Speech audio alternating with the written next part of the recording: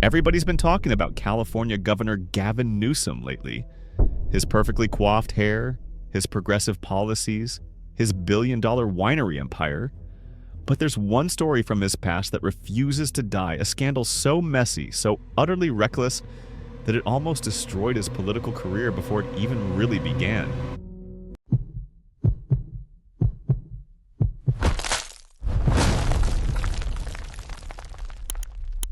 We're talking about 2007, when the dashing young mayor of San Francisco was caught in an affair that reads like a soap opera script. The twist: the woman was his own campaign manager's wife, his best friend's wife, and she worked directly under him at City Hall. This is the story of how Gavin Newsom nearly threw away everything for a fling that would haunt him for decades. A tale of betrayal, broken marriages, political survival, and the question that still lingers today: how did this guy not only survive the scandal, but go on to become governor of the nation's largest state? The golden boy with everything to lose. To understand just how shocking this scandal was, you need to understand who Gavin Newsom was in 2007. He wasn't just another politician, he was the rising star of the Democratic Party. Young, charismatic, impossibly handsome, he looked like he'd been sent from central casting to play future president in a Hollywood movie. At 39 years old, Newsom was already mayor of San Francisco, one of America's most powerful cities. He'd made national headlines in 2004 when he boldly directed the city to issue marriage licenses to same-sex couples, directly defying California state law at the time. The move was audacious, controversial, and it solidified his reputation as a progressive champion, willing to take risks. Political insiders whispered he could be a future governor, maybe even senator. Some even floated the idea of a presidential run someday. Gavin Newsom seemed destined for greatness. But behind the polished exterior and the bold policy moves, there were cracks forming. His marriage to Kimberly Guilfoyle, a rising star herself as a prosecutor, and TV personality, was falling apart. They'd filed for divorce in 2006, citing the impossible strain of careers on opposite coasts. She was building her media empire in New York, he was running San Francisco. The distance proved too much, and as his marriage crumbled, Newsom's personal life was spiraling into chaos. The man he betrayed. Alex Tork wasn't just Gavin Newsom's employee, he was his best friend, his trusted confidant, his right-hand man in every sense of the word. The two had known each other for a decade, bonding over shared political ambitions and late-night strategy sessions. When Newsom ran for mayor in 2003, it was Alex who managed the campaign, masterminding the victory that put his friend in City Hall. Afterward, Newsom rewarded that loyalty by making Tork his deputy chief of staff. Together, they worked on Project Homeless Connect, one of the most successful programs of Newsom's first term. The initiative brought social services together under one roof, making it easier for homeless individuals to access help. It was such a hit that cities across the nation started copying the model. Alex Tork designed it, implemented it, and made it work. He was brilliant, dedicated, and fiercely loyal. When Newsom geared up for his 2007 re-election campaign, there was never any question about who would run it. In September 2006, Alex Tork was officially named campaign manager. By all accounts, the two were inseparable.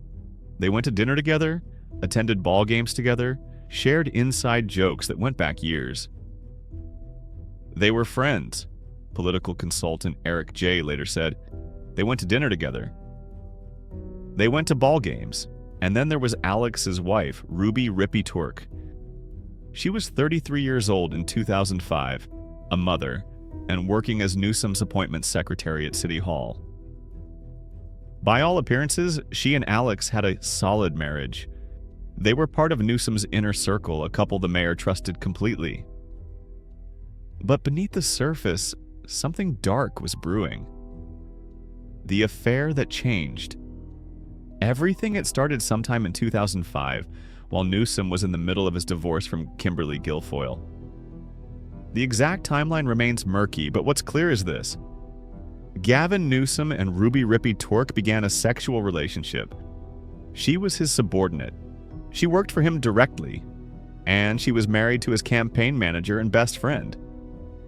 The affair was relatively short-lived, but it didn't matter. The damage was done. Ruby Rippy Tork later described herself at the time as someone struggling with alcoholism and self-destructive tendencies. Newsom, too, would later admit he was drinking heavily, spiraling under the pressure of running a major city at 39, while his personal life imploded. For over a year, the secret stayed buried. Ruby left her job at City Hall in August 2006, citing personal reasons. She entered a substance abuse rehabilitation program shortly after, seeking treatment for alcohol addiction. And that's where everything unraveled. As part of her recovery program, Ruby was encouraged to be completely honest with her husband, to disclose any buried secrets as part of the healing process. So, in January 2007, she sat Alex down and told him the truth. She'd been sleeping with Gavin Newsom, his best friend, the man he'd dedicated years of his life to supporting. Alex Tork was devastated. The confrontation. When Ruby confessed to her husband, Gavin Newsom wasn't even in the country. He was in Davos, Switzerland, attending the World Economic Forum, hobnobbing with global elites, and positioning himself as a leader on the world stage. But back in San Francisco, his world was about to collapse. Alex Tork immediately contacted City Hall insiders. Word began to spread quickly through the corridors of power. By the time Newsom returned to San Francisco on Tuesday, January 30th, 2007, the secret was out. The next day, Wednesday, January 31st, Alex Tork confronted Newsom face to face. The meeting was reportedly emotional, tense, and brief. Tork, one of Newsom's most loyal supporters for over a decade, tendered his resignation on the spot. "My resignation speaks for itself," Tork would later say coldly when asked about Newsom. City Hall staffers leaked the full story to the media within hours. By that evening, reporters were scrambling to confirm the details, and by Thursday morning, February 1st, 2007, Gavin Newsom had no choice but to face the cameras. The press conference. The scene was somber. Gavin Newsom stood before a crush of reporters and cameras at City Hall, looking more rattled than the public had ever seen him. Gone was the confident swagger, the easy charm. In its place was a man who knew he'd crossed a line he could never uncross. The press conference lasted just 2 minutes. "Everything you've heard and read is true," Newsom began, his voice tight. "I want to make it clear that everything you've heard and read is true, and I'm deeply sorry about that." He didn't name Ruby. He didn't mention Alex by name either. He offered vague apologies about a personal lapse in judgment and expressed regret for letting down the people of San Francisco. "I hurt someone I care deeply about, Alex Tork, his friends and family, and that is something that I have to live with and something that I am deeply sorry for," Newsom said. And then it was over. 2 minutes, no questions. Newsom walked away, leaving the media frenzy to explode in his wake. The fallout. The reaction was swift and brutal. Local newspapers ran front-page stories with screaming headlines. Late-night comedians had a field day. Political rivals circled like sharks, smelling blood in the water. Even some of Newsom's allies questioned whether he could survive this. "No one was more loyal to Gavin Newsom than Alex Tork," said City Supervisor Chris Daly.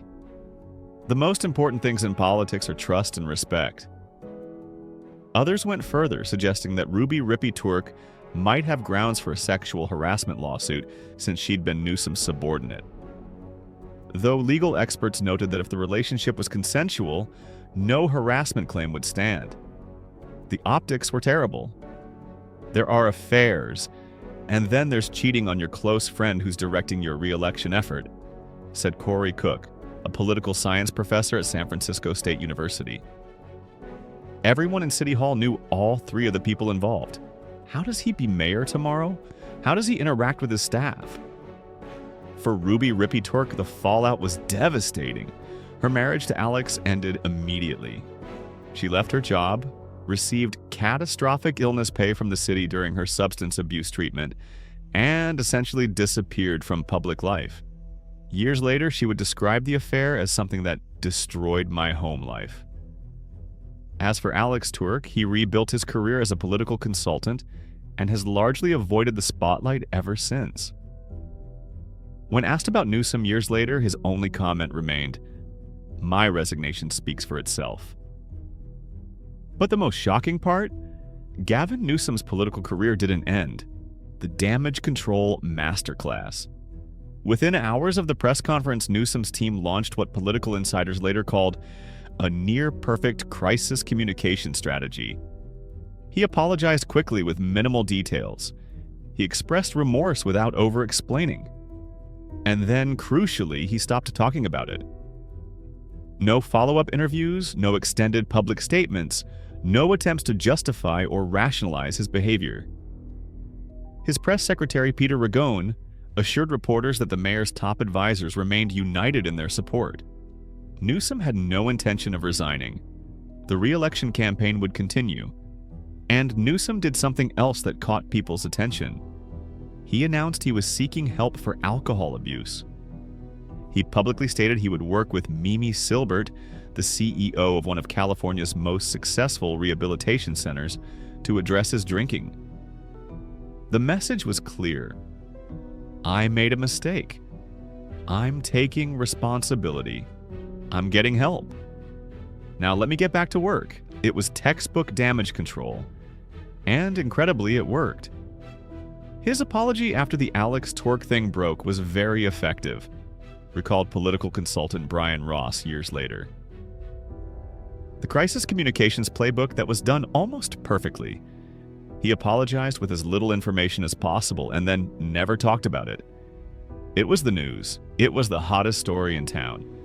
Until a couple days later, when it wasn't. The scandals keep coming. But the affair wasn't the only scandal swirling around Newsom during this period. Just 1 week before the affair became public, a separate controversy had erupted. Xposd, a popular local news blog, discovered that Newsom's press secretary Peter Ragone had been posting sock puppet comments in their comment section under someone else's name, essentially astroturfing support for the mayor. The incident, dubbed SFIST Gate, had already damaged Newsom's credibility. And then there was the photo. In August 2007, just months after the affair went public, anonymous political attack mailers started arriving in San Francisco mailboxes. They featured a shocking image. Gavin Newsom at what appeared to be a society event, his eyes clearly focused downward on a woman's cleavage. The photo, which has never been authenticated as real, depicted Newsom staring directly down a woman's neckline at what one headline later called the double barrel. The image was devastating. Here was visual proof, real or not, of exactly what voters feared, that their mayor was more interested in partying and womanizing than governing. By this point, Newsom's reputation as a playboy was already well established. In the months after his divorce from Kimberly Guilfoyle, he'd been photographed with a rotating cast of women. Sophia Milos from CS Miami, model Brittany Mounts, reality TV personality Aaron Brody. Xposd had developed what they described as an obsession with tracking Newsom's complicated dating life. Political commentators began openly speculating that Newsom had a substance abuse problem and was spiraling out of control. One close friend and counselor to Newsom told reporters that the mayor was self-sabotaging. It looked like Newsom's career was finished. The comeback. And then something remarkable happened. On November 6, 2007, just 9 months after the affair scandal broke, Gavin Newsom was re-elected mayor of San Francisco in a landslide. He captured 74% of the vote, crushing his opponents so thoroughly that it wasn't even close. How did he do it? Part of it was the weakness of his opposition. His challengers included gag candidates like Chicken John and Michael Powers, owner of a bondage club. No serious political contender thought Newsom was vulnerable enough to take on, despite the scandals. But it was also because voters, at least in San Francisco, seemed willing to forgive him. His policy record was strong. Project Homeless Connect was working. His stance on same-sex marriage had made him a hero to the LGBTQ community. And his apology, however brief, had felt genuine enough. The thing that people don't realize is his mom passed away in 2002, just weeks before he really started running for mayor. Explained political consultant Brian Ross years later. There's a lot of things he had to process at that time. He was kind of struggling that I think a lot of people go through when a marriage dissolves, and they're at loose ends with their personal life. San Francisco voters, it seemed, were willing to give him a second chance. The rise continues, but the scandal never truly went away. It became part of Gavin Newsom's permanent political record, a skeleton in his closet that opponents would drag out again and again over the years. In 2018, when Newsom ran for governor of California, the affair resurfaced with a vengeance. Republican opponents tried to frame it within the context of the hashtag #MeToo movement, arguing that Newsom's relationship with the subordinate represented an abuse of power. Ruby Rippey Gibney, now remarried and over a decade sober, spoke out publicly to push back against that characterization. To be clear, I fully support the hashtag #MeToo movement, she wrote on Facebook. In this particular instance, however, I am doubtful that it applies. Yes, I was a subordinate, but I was also a free-thinking 33-year-old adult married woman and mother. I can't blame anyone for my part in this ugly episode. What I did, along with the public fallout, destroyed my marriage. At a University of San Francisco forum during his gubernatorial campaign, Newsom addressed the scandal head-on when asked what he would say to voters hesitant to support him because of it. I would say the same thing that I said to the voters in San Francisco, that I acknowledged it, I apologized for it, I learned an enormous amount from it, Newsom said. And I am every day trying to be a champion and a model, not just for women and girls, but to deal with the issue that we need to focus on, which is the crisis with men and boys in this state and in this country. He went on to describe a culture of toxic masculinity, where men are responsible for much of the violence in the nation, positioning himself as someone who'd grown from his mistakes. Voters seemed to buy it. Newsom won the governorship in November 2018 and has held the office ever since. The uncomfortable truth about the rehab. But there's one part of Newsom's redemption story that doesn't quite add up. Remember how he publicly announced he was seeking treatment for alcohol abuse right after the scandal broke? How he was working with rehabilitation expert Mimi Silbert to address his drinking problem? It turns out that was mostly for show. In 2018, during his gubernatorial campaign, Newsom admitted to the Sacramento Bee that he never actually went to rehab. There was no formal treatment program, no 12-step recovery process, no extended care. There's no rehab. I just stopped, Newsom told reporters. There was no treatment, nothing related to any of that stuff. I stopped because I thought it was a good thing to stop. There is no 12-step here. There are no issues with that. So what exactly did he do? According to Newsom, he met with Mimi Silbert privately. She told him to stop drinking, and he stopped. That was it. I never went to rehab. I went to Mimi, which is a whole version of life coach change, get your act together. Mimi said, stop. I stopped. And that was it. And here's the kicker. By 2018, Newsom was drinking again. Not excessively, he claimed, but he'd resumed wine consumption. This from a man who founded Plump Jack Winery, so maybe it's not surprising. When pressed about whether his drinking was still a problem, Newsom was blunt. Of course not. So the entire rehabilitation narrative that helped salvage his reputation in 2007, it was essentially a PR move. He met with a counselor a few times, stopped drinking for a while, then quietly started again once the heat died down. The payment that raised eyebrows. There was another strange detail that emerged from the scandal. The question of how Ruby Rippy Twerk was compensated after leaving City Hall. After the affair, Ruby took a 3-month leave of absence to enter a substance abuse program. When she returned to work, she immediately quit. But despite resigning, she received over $10,000 in catastrophic illness pay from the city. This payment raised immediate red flags. The catastrophic illness program was supposed to be reserved for employees with life-threatening illnesses or injuries, as determined by the Department of Public Health. It was meant to reduce hardship for terminally ill city employees. Ruby Rippy Twerk was in rehab for substance abuse, not dying from a terminal illness. According to Newsom's office, Ruby's co-workers voluntarily donated their paid time off so she could receive the money. But critics suspected something more sinister, that Newsom was essentially paying off his ex-mistress to keep quiet. The San Francisco City Attorney's Office launched an investigation. Their conclusion? While they couldn't find another instance where an employee received catastrophic illness pay after indicating their intent to resign, technically nothing illegal had occurred. The optics, however, were terrible. It looked exactly like what it probably was. The mayor taking care of someone he'd wronged, using taxpayer-funded city resources to do it. Where are they now? So what happened to everyone involved in the scandal? Alex Twerk rebuilt his career as a political consultant and has stayed largely out of the public eye. He's never publicly discussed the affair in detail, maintaining his dignified silence.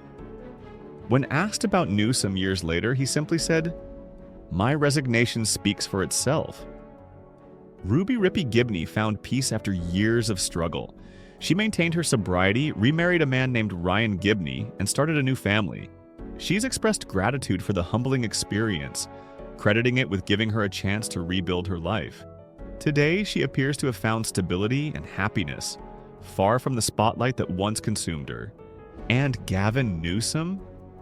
He's now serving his second term as governor of California, overseeing the nation's most populous state.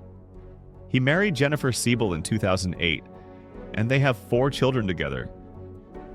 He's become a national figure, sparring publicly with Republican opponents and positioning himself as a progressive champion. During the Trump presidency, Newsom earned the nickname Dark Gavin among online progressives for his confrontational exchanges with the former president over everything from wildfire aid to COVID restrictions. He used Trump's own tactics against him, offering snappy retorts and viral moments tailor-made for social media. For Democrats looking beyond Joe Biden, Newsom has become a just-in-case option for higher office. Some political observers speculate he could run for president in 2028 or beyond.